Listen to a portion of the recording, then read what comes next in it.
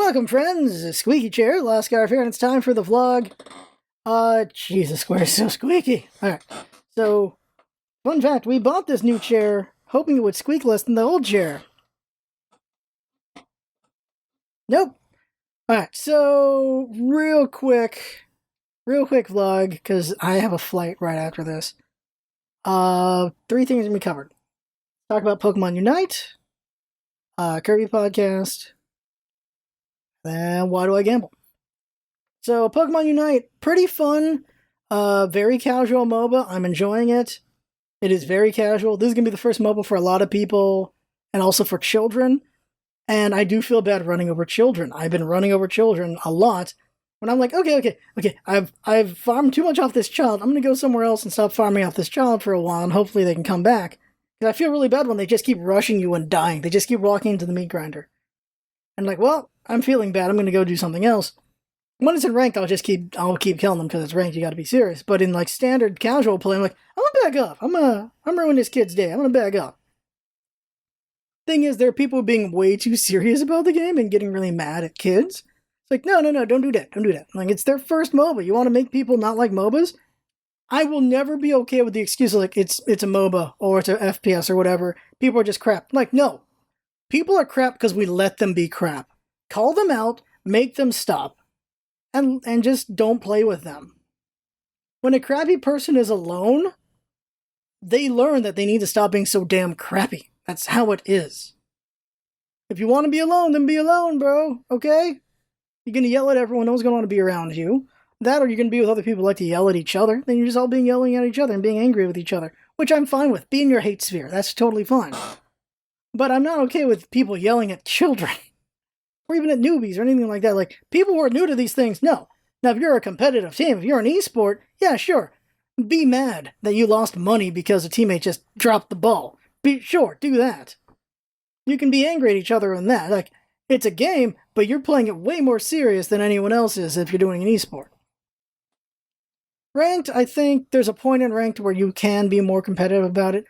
In the early bronze area, which is where everyone has to start from, you start in bronze no matter what. No, you don't have to be. To get to the top ranks, so far I've seen people who've played like over 100 matches. That's how far they got to get there. I'm about 20 matches in. While I'm in Vegas, I'm going to play a bit, and I'm going to try to see how far I can get into ranked while I'm in Vegas. My connection won't be as good, so maybe I'll suffer for it. But I still want to do the daily quests on it. I'm enjoying it. What I like is it's a 10-minute MOBA. Why did I stop playing League? Why did I stop playing Smite? Why did I stop playing Dota? Because I don't want to spend a damn hour on one game. Especially if it's a loss. It's so frustrating to lose after an hour of wasted time. It feels like a waste because, honestly, the problem with MOBAs are it's a really long farming period. Every now and then things get crazy, but it's a really long farming period, and then it finally matters near the end of the game. It's the same thing here. It feels like sometimes it's 8 minutes of farming and then 2 minutes of actual combat that matter. You're going to have a lot of combat in between because jungles and all that, but at the most boringest concept of this game, you will have 8 minutes of farming and then 2 minutes of insane action. That's 10 minutes. That's not bad at all. 10 minutes of play. Then there's quick battles, which are 5 minutes long. So if you just need that MOBA itch, this is the game to play. It's super casual, though, but it is the game to play. So I'm really happy with this game. The thing, though, is the monetization, not great. There are $20 skins in this game. $20 skins. Also, the pay-to-win, it kind of is, yes, at the same time. It would take, someone did the math, it would take, without quests, which hopefully they keep happening, without the battle pass, all that stuff, it would take 500 days to max 3 items. 500 days of grinding to get 3 items. That's not counting all the quests, though. So as long as there's keeps being quests, it'll be faster than that. I have 3 items that are level 10. It'll take a while to get them all the way to max. But that's the thing. These stat bonuses from these items could be significant enough that they will win fights for people. And that's why it's argued that it could be pay to win. Because as a pay player, you can get all those maxed out with like $100 and you're good. Well, as a free player, you got to grind out for a long time to make it happen. And so, yeah, it's not the best look right there. Thankfully, if you're just playing standard casual or quick battle, it shouldn't be a problem. But if you want to do ranked, you have to put down some money or grind a lot. And so I'm going to play as a free-to-play. I'm only going to buy the Battle Pass if I actually get all the way to Score Bunny's skin. Score Bunny gets a pirate skin. That looks cool.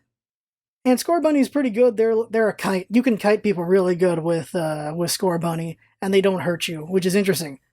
So you have to kind of just catch up and swallow them up from the side so you can kill them. Because I've noticed Score Bunny's really good at kiting because of their range. It's a fun game. Every Pokemon is fun, depending on how you play them. Slowbro is a really good teammate because Slowbro has 2 tie downs if you want, because you only get 3 powers, but you get to choose between 2 for 2 of the powers. For your basic powers, while your ult's the same. And so Slowbro has 2 tie downs he could have, where you hold the enemy for a little bit, or where you hold the enemy for a lot longer. So with a teammate, you can get a teammate fed. So Slowbro is amazing with a teammate who's competent. And just very sad if your teammate doesn't know how to fight. Because I was holding them down and my teammate would just not fight correctly and then they wouldn't get the kill and I'd be like, no! So Slowbro is someone you play with, someone you know that you're going to do well with. They'll probably be really good later in ranked because everyone's going to understand Slowbro is going to hold things down for you. Whereas Ninetales is a really good friggin' mage who can do pushbacks and traps and things like that. Crustle is hilariously strong. Like, it's a tank, but it's strong in 2 ways. One is you can use it for a bunch of hit stunning, or you can use it to trap enemies in the cage with you, and it's hilarious. Gengar, understandably, is very scary. He can wipe a team. He can wipe a team late game. There's just some really fun Pokemon. And I really can't wait to see other Pokemon coming up. When they first did the trailer for the game, they had, if you're wondering, they had Gardevoir. So Gardevoir will be in this eventually.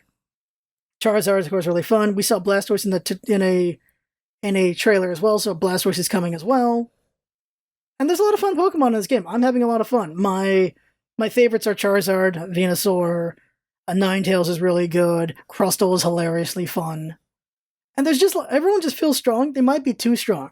So it's, a way of it is, everyone's really strong in this game. Some are way more stronger than others. And some people want them toned down. But for the most part, everyone just feels really strong where they're just wiping. So everyone can wipe each other out for the most part.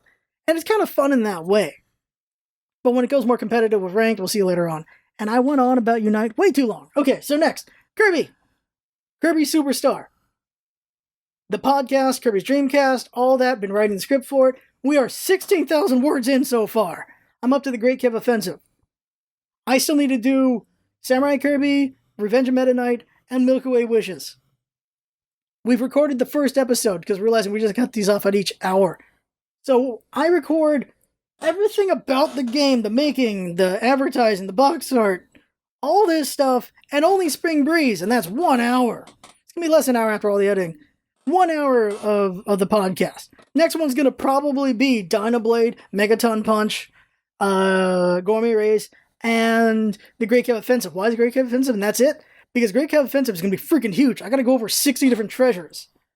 And then all these different fights and everything. Like, in the way I'm doing, I'm telling into the story, and the first time Kirby gets a power, I explain it more in depth. The first time Kirby fights an opponent, I talked about them a little more deeper. And then when he fights them more often, then they not talked as much.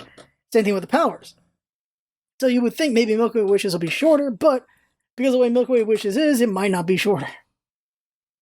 So I think part 2 will be all that, and then part 3 will be Revenge of Meta Knight, Samurai Kirby, Milky Way Wishes, then the credits, and then anything else I can't that I haven't talked about, and then ranking the games and Superstar, and ranking Superstar among all the other games. This chair is so squeaky. And this is a problem. I can't get as animated as I like because it gets so squeaky.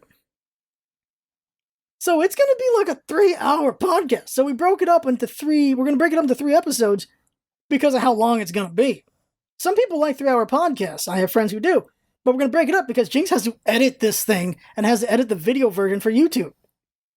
I can't remember if I already said it. We're going to be the only videos that go in depth on Kirby Superstar. And I'm talking all the way through. Because also I got to talk about the glitches and anything that was left on the cutting room floor. Very useful resource, by the way. The cutting room floor is very useful. Because they dive in and they go in through the files and find all the stuff that was not used but didn't get deleted. That's how you find that Waddle Doo used to be in the breakaway game, Kirby's Block Ball, and when you hit Waddle Doo, his eye popped out and he died. They got rid of that because, of course they did, holy crap. In Kirby's Dream Land 3, they used to be, well they had, but they didn't delete it, but it's still in the files, is when Kirby got game over, he lays in a puddle of his own blood. They cut that out, because of course they should cut that out. Look at me going nuts about Kirby. Alright, so that's coming in the next couple of months. The plan is Kirby comes out, Kirby's 25th anniversary is in September. So Jinx has all that time to do all this, and then, I don't know, like an episode a week or every 2 weeks, depending on how quickly Jinx gets through it. And before that, maybe we'll still do Let's Find Kirby before that. Because I just realized it's going to be a whole month gap. We can probably get an episode before that. Well, actually, it depends on how well Jinx has, because Jinx is really busy with work as well. But essentially, Jinx has 50 days. So, you probably do more than that in 50 days, maybe. I don't know. I might be underestimating or overestimating how long things take. Do not know. This chair is squeaky. We are living with it now. I don't even know if I can grease this chair because it's stuck together. I don't know if I can even deal with it. So last thing is, why does Scarf gamble? Because Scarf comes from a family of gamblers. That's why. So let me tell you the tragic story of my family. Which generation would this be? Okay, so me, my father, grandfather. I don't think it was his mother. I think it was his grandmother. Maybe 5 generations back in the Philippines. My great-great-great-grandmother owned all the islands in a certain part of the Philippines. And they were essentially the mafia. They owned everything, they controlled everything, it was all theirs. Near the end of her life, she got really into gambling and gambled off all the properties. Everything. Gambled a bunch of it away. So many properties. Not all of it, but a lot of it. I mean, a lot of it. My family was a kind of just, they controlled a part of the Philippines, and then that all just went down the drain, because she just gambled it all away for the most part. There are still richer parts of the family who own big mansions and who have servants who are basically slaves, to be honest, in the family. There are those parts, but they're in the Philippines. And eventually, we're here in America. I'm the 3rd generation Filipino in America. Grandfather, he joined the Navy after World War II. And then he came over, and then there's my father, and then there's me, 3rd generation. My grandmother was a teacher in the Philippines and stayed a teacher in the US.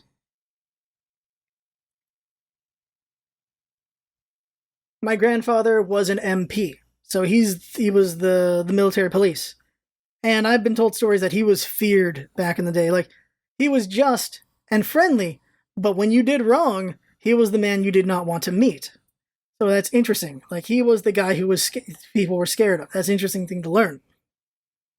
Also, another story, since I'm talking about my family, it was him and his 2 brothers. He brought them over, and they all lived in one house. At one point, the 2 brothers got into a drunken brawl in a living room I've lived in, and they damaged some of the room, and then they were still fighting when my grandfather comes in.